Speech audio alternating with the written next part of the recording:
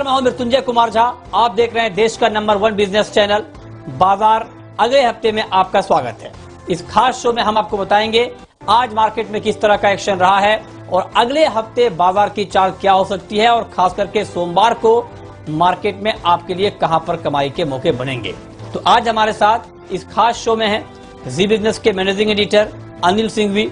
एक खास मेहमान हमारे साथ जुड़ रहे हैं ट्रेड स्विफ्ट के ब्रोकिंग के संदीप जैन साहब, और साथ ही मेरी पूरी रिसर्च टीम तैनात है आपको अलग अलग रिसर्च बताने के लिए।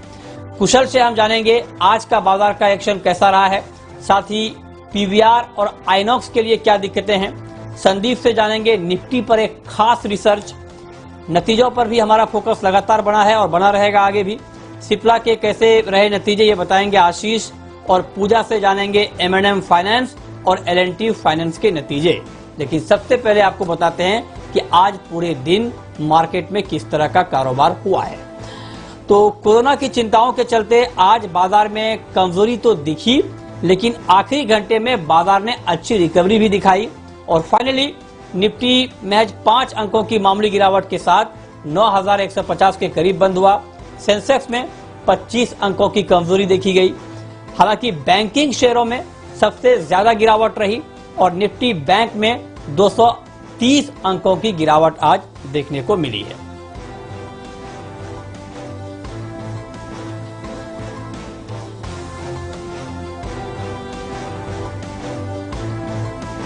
और चलिए अब आगे बढ़ते हैं और अब वक्त है ये जानने का कि आज के बाजार पर एडिटर्स टेक क्या है, और ये बताने के लिए हमारे मैनेजिंग एडिटर अनिल सिंघवी हमारे साथ बने हुए हैं। अनिल जी, बहुत बहुत स्वागत है आपका।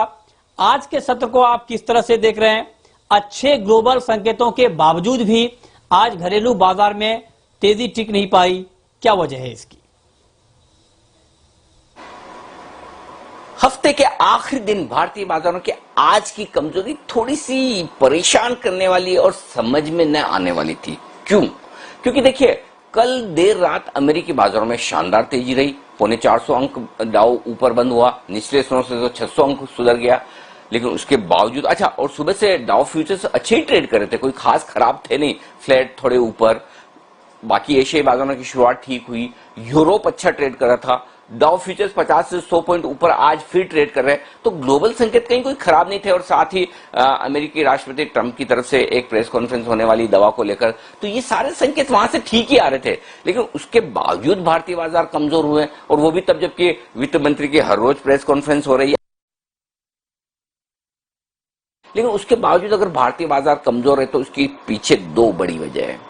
पहली, कल के सेशन में एफआईज ने जमकर बिकवाली की थी, कैश में भी और वायदा कारोबार में भी, तो उसका असर थोड़ा सा ट्रेडर्स पर पड़ा है। और दूसरा, जो पैकेज की बात हो रही थी ना, पैकेज आ गया। पैकेज आने के बाद अब है ना, तेजी करने वालों के पास ग्लोबल मार्केट्स के अलावा और कोई ट्रिगर है नहीं जिसके दम पर उन्हें लगे कि बाजार मजबूत हो सकता है। अब वित्त मंत्री वैसे तो सेक्टर्स को लेकर काफी कुछ घोषणाएं कर रही है, लेकिन अभी लोगों में कॉन्फिडेंस इस बात का नहीं है कि कोई ऐसी बड़ी घोषणा कर देगी जिससे बाजार अचानक से एकदम बहुत मजबूत हो जाए। जैसे पहले हुआ था ना कॉर्पोरेट टैक्स कट, वैसी बड़ी घोषणा की कोई उम्मीद कर नहीं रहा। तो ऐसी सिचुएशन में आज ट्रेड जो रहा ना, खुले हरे निशान में खुलते ही नीचे आ गए। ठीक है, दिन के लो पॉइंट पर तो नहीं कहूंगा, 9,050 के इंपॉर्टेंट सपोर्ट लेवल पर सपोर्ट लिया और थोड़ा ऊपर आए, 9,100 के ऊपर बंद हुए। लेकिन लगातार दूसरे दिन 9,200 के नीचे बंद होना निफ्टी पर अच्छा नहीं है, टेक्निकली थोड़ा सा खराब दिख रहा है। बैंक निफ्टी एकदम अहम सपोर्ट लेवल पर 18,850 के बेहद करीब मेक और ब्रेक वाले लेवल पर बंद हुआ है। तो देखते हैं क्या कुछ होता है। लेकिन कुल मिलाकर यह जरूर है, 2 दिन 3 दिन बाजार के लिए खराब ही रहे।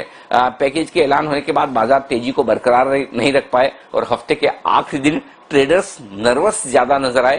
तेजी की पोजीशन अगले हफ्ते के ले जाने के लिए कॉन्फिडेंस दिखा नहीं आज।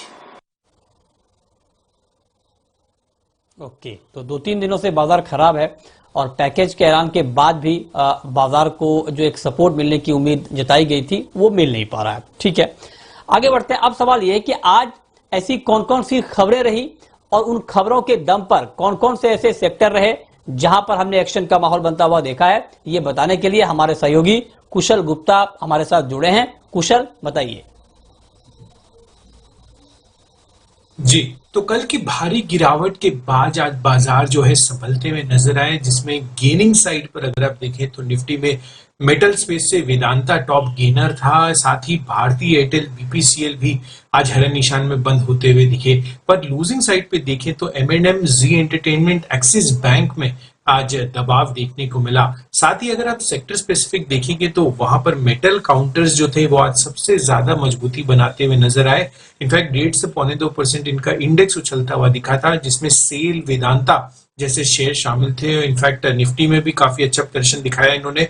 इसके अलावा ऑयल एंड गैस स्पेस भी आज काफी फोकस में था, जिसमें बीपीसीएल जो है 4-4.5% की तेज उछाल के साथ ये बंद होता हुआ दिखा। साथ साथ अगर आप रियल्टी स्पेस की तरफ नजर डालें तो यहाँ पर दबाव जो है आज के सत्र में ज्यादा बना, जिसमें ओबरॉय रियल्टी और गोदरेज प्रॉपर्टीज जैसे शेयर 4 से 4% लुढ़कते हुए दिखे। और अंत में प्राइवेट बैंकिंग स्पेस जो था, ये एक ऐसा तबका था जो कमजोरी का रुझान लगातार दिखा रहा है। इनफैक्ट फेडरल बैंक और एक्सिस बैंक जो थे वहां पर सबसे ज्यादा दबाव जो है आज के सत्र में बनता हुआ हमें नजर आया। ओके, और अब रुक करते हैं अपने खास मेहमान का। हमारे साथ हैं ट्रेड स्विफ्ट ब्रोकिंग के संदीप जैन साहब। संदीप जी, बहुत बहुत स्वागत है आपका।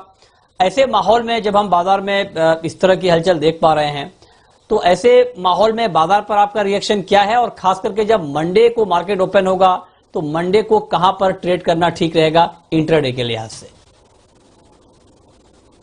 देखिए, बिल्कुल वॉलेटिलिटी इज बैक, ये कह सकते हैं। कल जिस तरीके से शाम को डाउ जोन्स में वॉलेटिलिटी थी, एसजीएक्स निफ्टी में वॉलेटिलिटी थी, तो ऐसा लगने लगा कि मार्केट्स वैसे नर्वस है। इंडियन मार्केट्स ग्लोबल क्यूज को ही सिर्फ ट्रैक कर रहे हैं। जैसा कि अनिल जी ने भी बहुत सही कहा कि सारे ट्रिगर्स अब ऑलमोस्ट बुल्स के लिए खत्म हो गए हैं। इतनी बड़ी तेजी के साथ खुलने के बाद जब करेक्शन आए और फिर बाद में 2 दिन मार्केट्स नेगेटिव है, तो सर्टेनली ये डैम्पनर तो है।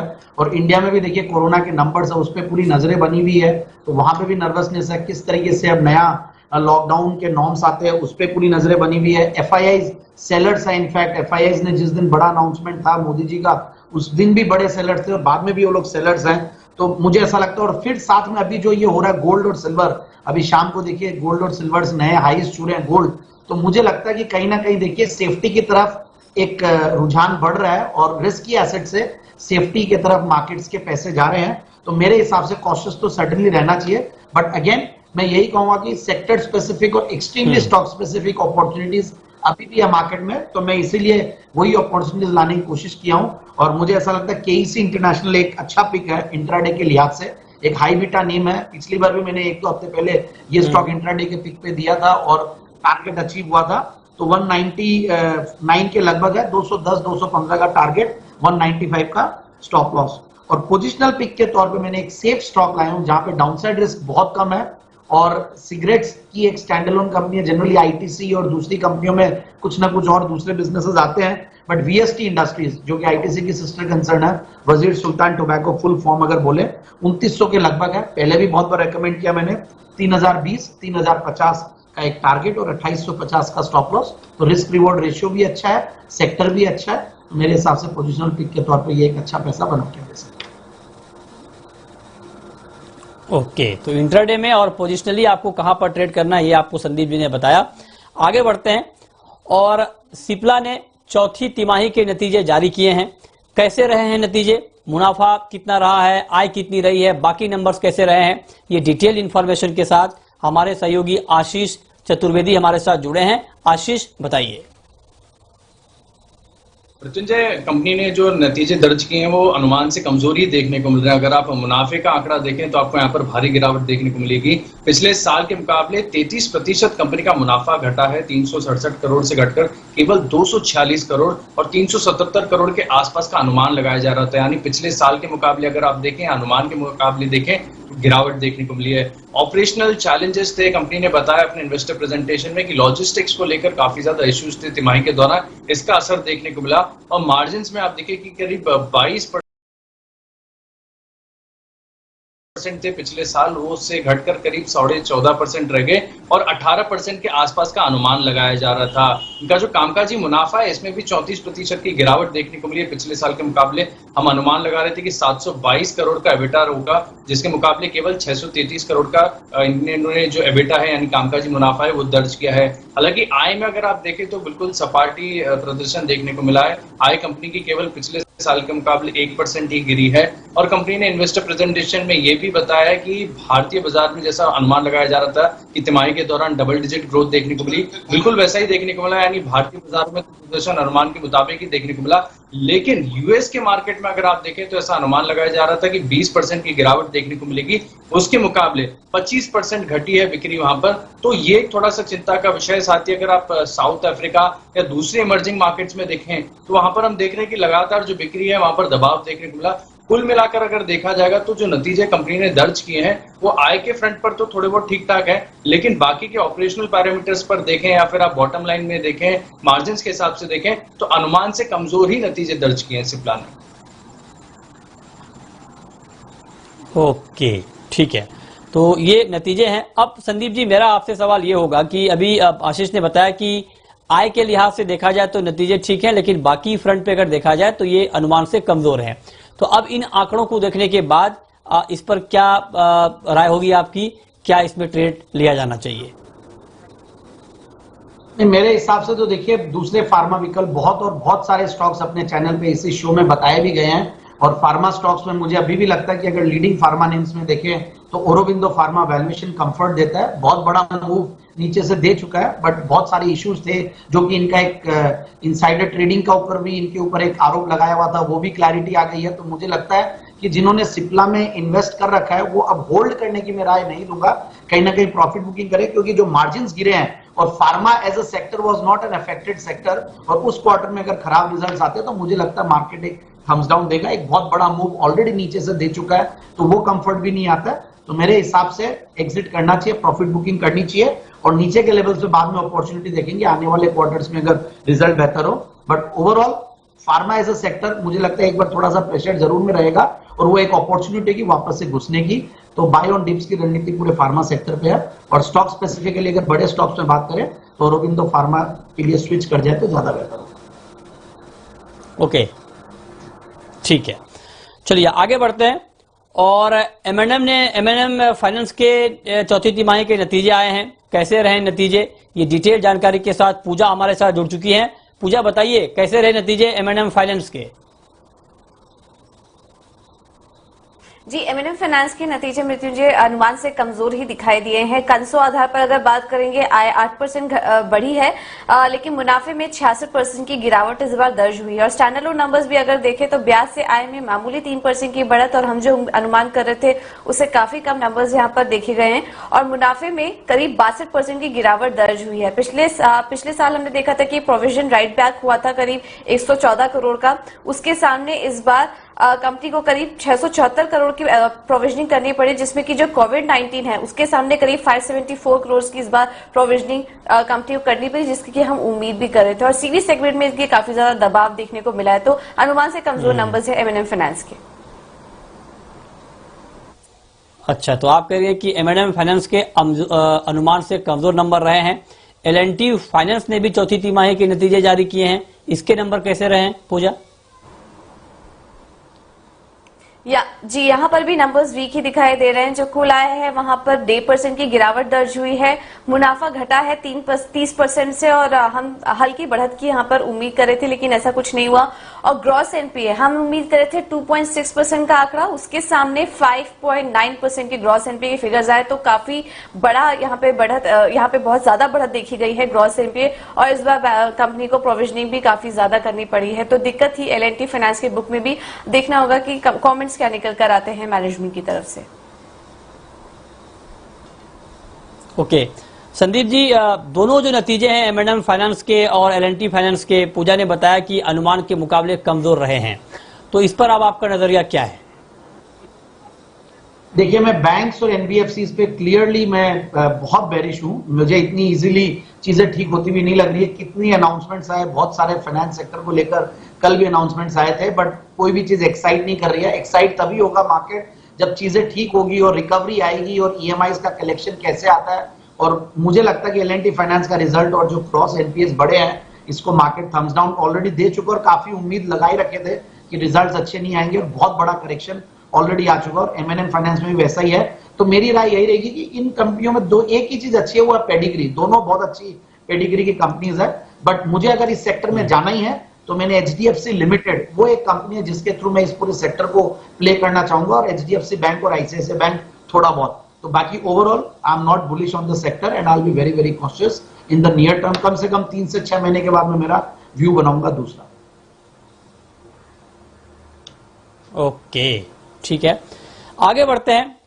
कोरोना का कहर एंटरटेनमेंट सेक्टर पर काफी ज्यादा देखने को मिला है, और लॉकडाउन बढ़ने से डिजिटल प्लेटफॉर्म की तरफ निर्माताओं का झुकाव बढ़ रहा है। डिजिटल प्लेटफॉर्म से सिनेमा घरों को कितना खतरा है, ये और उनकी दिक्कतें क्या हैं, ये डिटेल रिसर्च के साथ कुशल हमारे साथ जुड़े हैं। कुशल, बताइए, एंटरटेनमेंट सेक्टर पर काफी ज्यादा नेगेटिव इंपैक्ट पड़ा है कोरोना की वजह से। क्या क्या रिसर्च है आपके पास? जी, तो मल्टीप्लेक्स इंडस्ट्री को जो ओवरऑल डिजिटल प्लेटफॉर्म्स हैं आज, उनसे सबसे बड़ा खतरा जो है होता हुआ नजर आ रहा है। इसमें क्या हो रहा है कि जितने भी निर्माता निर्देशक हैं वो कहीं ना कहीं अब ये चीज का फायदा उठा रहे हैं कि जो डिजिटल प्लेटफॉर्म्स जैसे Amazon प्राइम और ZEE5 है, वहां पर जो है वो लोग अपनी पिक्चरें रिलीज करने की बातें कर रहे हैं। इनफैक्ट 2 पिक्चर्स की तो अनाउंसमेंट्स भी हो चुके हैं जिसमें बड़े स्टार कास्ट है, जैसे कि धूमकेतु और गुलाबो सिताबो, जिसमें अमिताभ बच्चन जैसे स्टार कास्ट शामिल है। तो इसका नेगेटिव इम्पैक्ट जो है आपको जो मल्टीप्लेक्स प्लेयर्स हैं जैसे पीवीआर और आइनॉक्स, उन पर पड़ता हुआ नजर आ रहा है, क्योंकि उनके लिए एक बिजनेस अपॉर्चुनिटी मिस होती हुई नजर आ रही है। इसके अलावा लॉकडाउन जो बढ़ने की अनाउंसमेंट्स हो रही है, पहले तेलंगाना में हुई 2 हफ्ते पहले, और अब जो है मुंबई में भी 31 मई तक लॉकडाउन जो एक्सटेंड किया गया है, उसका सीधा इम्प्लीकेशन इनकी और भी ज्यादा दिक्कतें पैदा करने वाली बना रहा है। साथ ही अगर आप देखें तो इनकी जो स्क्रीन स्पेस है, वहां पर सबसे ज्यादा स्क्रीन स्पेस पीवीआर और आइनॉक्स दोनों की महाराष्ट्र में है, और इनकी जो अनुमानित नुकसान है, अगर आप देखें पिछले 50 दिनों का जो लॉकडाउन हुआ है, तो दोनों काउंटर्स में, इनफैक्ट दोनों कंपनियों का जो 50 दिनों का अगर आप औसत ओवरऑल नुकसान देखें, तो महाराष्ट्र में ही पीवीआर को 110 करोड़ रुपए का नुकसान हुआ है, और साथ ही आइनॉक्स की तरफ भी नजर डालें तो वहां पर सबसे हाईएस्ट स्क्रीन स्पेस जो 129 की है, 85 करोड़ का नुकसान होता हुआ दिखा है। तो ओवरऑल अगर आप देखें तो पूरे देश भर में जो है इन एग्जिबिटर्स को डेली आधार पर करोड़ों का नुकसान हो रहा है, और आगे भी ये ओटीटी की वजह से ये दिक्कतें बढ़ रही हैं।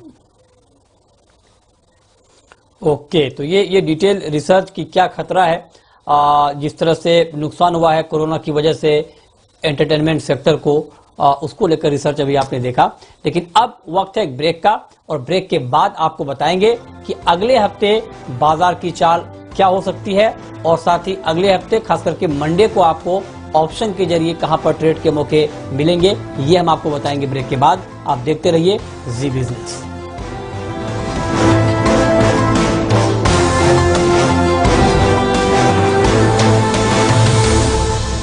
के बाद भी आपका स्वागत है, और अब वक्त है ये जानने का कि अगले हफ्ते खास करके मंडे का बाजार कैसा रहेगा। ये बताने के लिए हमारे मैनेजिंग एडिटर अनिल सिंघवी हमारे साथ बने हुए हैं। अनिल जी, मंडे के लिए निफ्टी और निफ्टी बैंक के लिए अहम लेवल क्या होंगे और किन सेक्टर्स पर नजर रखनी चाहिए? सोमवार को जब हम ट्रेड के लिए लौटेंगे तो हमारे पास ढेर सारे ट्रिगर्स, ढेर सारा एक्शन होगा। पहला तो ग्लोबल मार्केट्स का ही कि अमेरिकी बाजार आज रात कैसे बंद होते हैं, और जब सोमवार को सुबह हम आएंगे तो एशिया की शुरुआत और डाउ फ्यूचर्स का मामला ये तो देखेंगे। लेकिन 3 दिन है, तो इन 3 दिनों में ट्रम्प साहब दवा को लेकर जो कोरोना के इलाज की है उसको क्या स्टेटमेंट्स देते हैं, वहां पर आंकड़े किस तरह से के आते हैं कोरोना को लेकर, और एक्सपेक्टेड या अनएक्सपेक्टेड किसी भी तरह के उनके चीन को लेकर कोई ट्वीट आ जाए उसका भी कोई भरोसा नहीं। तो ढेर सारा एक्शन आपको यूएस मार्केट से, ग्लोबल मार्केट से मिल सकता है। हमारे अपने ट्रिगर्स भी हैं। वित्त मंत्री जी की प्रेस कॉन्फ्रेंस के बाद सोमवार को किस तरह का रिएक्शन वहां पर होता है। इसके अलावा आज के डेटा देखने होंगे, क्योंकि कल एफआईज ने दबाकर बिकवाली की है, उससे मूड आज दिन भर खराब रहा।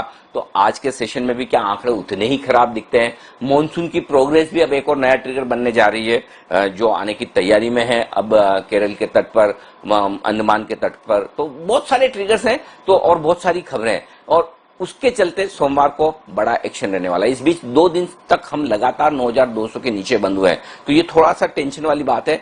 8900 9000 ये अब मजबूत सपोर्ट जोन है, जब तक इसे होल्ड कर रहे हैं ठीक। इसके नीचे कमजोरी और बढ़ेगी। बैंक निफ्टी एग्जैक्टली 18850 के आसपास बंद हुआ है। यहां से अगर कमजोर होता है तो 500-700 पॉइंट की रिस्क खुल रही है।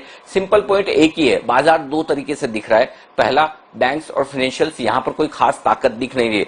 यहां बूस्टर डोज चाहिए वित्त मंत्री से, अगर कुछ अच्छा आ जाए तो बढ़िया। और बाकी दूसरा मार्केट जो है वो इतना कमजोर नहीं है, ठीक है। तो इन दोनों के बीच में कश्मकश है, और इस कश्मकश को हम देखेंगे सोमवार को। ऊपरी लेवल्स जो निफ्टी पर बनते हुए दिख सकते हैं 9250 9350, ये ऊपर की रेंज है जहां पर प्रॉफिट बुकिंग पक्के तौर पर आना नजर आती है। और बैंक निफ्टी पर 19500 19750, ये वो रेंज है जहां पर प्रॉफिट बुकिंग आने की संभावना है। खैर आज तो 19000 भी पार नहीं कर पाए, लेकिन ओवरऑल अगले हफ्ते कुछ इंटरेस्टिंग मूव बाजार में देखने की आप उम्मीद कर सकते हैं।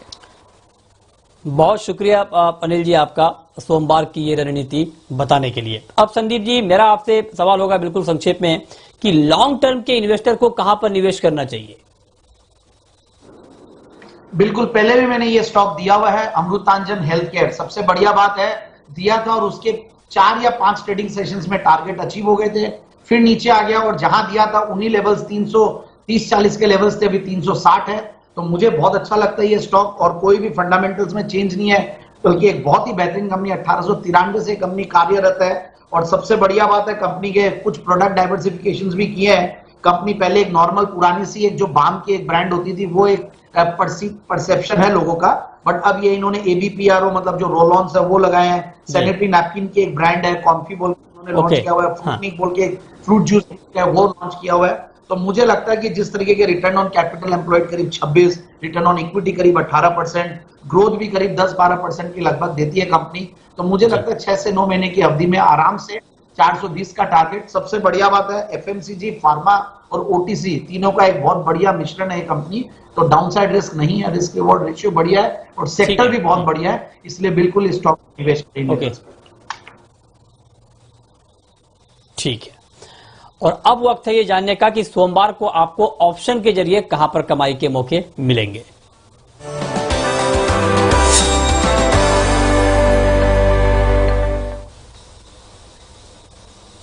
और ऑप्शन की रणनीति बताने के लिए हमारे साथ हैं ट्रेडबुल्स सिक्योरिटीज के सच्चिदानंद उत्तेकर जी। सर, बहुत स्वागत है आपका। बताइए, मंडे को कहां पर मिलेंगे ऑप्शन के जरिए कमाई के मौके? मृत्युंजय, यहाँ पर काफी अच्छी तरह लेवल डिफाइन की है सर ने, जहाँ पर 9000 के नीचे जब तक एक मूवमेंट नहीं होगी तब तक एक बड़ा ड्रॉडाउन नहीं दिखाई देगा। और ऊपर भी मुझे लग रहा है 9400 एक काफी स्टिफ रेजिस्टेंस है। तो फिलहाल एक मीन रिवर्जन ट्रेड ही रखना चाहिए मार्केट में, और जिस तरीके से वापस आज जो रिबाउंड हुआ है 9050 के लेवल के आसपास से मार्केट स्विंग हुआ है, तो यहाँ पर एक लो कॉस्ट बुलिश स्ट्रैटेजी ही रखूंगा मैं। यहाँ पर निफ्टी के लिहाज से एक बुल कॉल स्प्रेड रखना चाहिए, जहाँ पर 9200 का कॉल ऑप्शन आपको खरीदना है और एक लॉट बेचना है 9300 का कॉल ऑप्शन। एक कंप्लीट स्प्रेड मिल रहा है अराउंड 35 से 37 रुपए के आसपास। स्प्रेड का स्टॉप लॉस आपको लगाना है 15 के आसपास, एंड एक्सपेक्टेशन होगी 90 तक की। और जहां तक स्टॉक का सवाल है, मुझे लग रहा है एशियन पेंट्स में एक अच्छा रिवर्सल बन चुका है। तो जिस तरीके से यहाँ पर डेटा है 1550 1530, यहाँ पर एक अच्छा सपोर्ट बन चुका है स्टॉक में। तो 1560 का जो कॉल ऑप्शन है वो आपको लॉन्ग करना चाहिए। स्टॉप लॉस आपको लगाना है 38 के आसपास, और 65 तक की होगी एक्सपेक्टेशन प्राइस टारगेट। ठीक है, बहुत शुक्रिया सच्चिदानंद जी आपका, संदीप जी आपका, और साथ ही मेरी पूरी रिसर्च टीम का बताने के लिए कि आज का बाजार कैसा रहा और अगले हफ्ते मार्केट में किस तरह की हलचल दिखेगी। तो फिलहाल इस बुलेटिन में इतना ही। वक्त है ब्रेक का, ब्रेक के बाद भी खबरें लगातार जारी हैं। नमस्कार।